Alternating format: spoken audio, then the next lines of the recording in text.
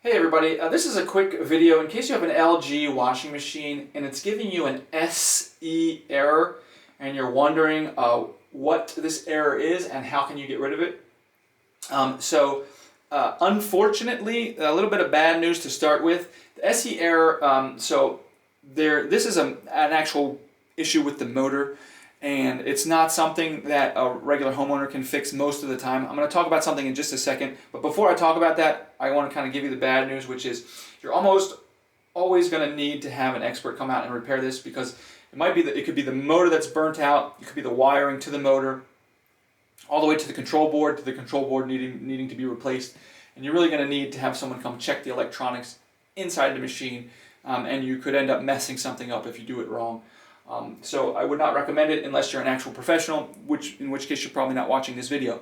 But before you call your professional, I will recommend that because this is an electronic fault, all of these electronic faults can sometimes just be cleared out with a hard restart, and they won't damage your machine. So just turn your machine off, disconnect it from power, leave it disconnected from power, either unplug it from the wall or turn it off the circuit for a full minute. Once that minute's up, you can restore the power, turn it on, and that'll clear the error out, and hopefully it doesn't come back. And again, if it does at that point, unfortunately, you're going to have to call for service. But anyways, I hope this video helped you at least figure out what's going on. Thanks a lot for watching. Have a great day.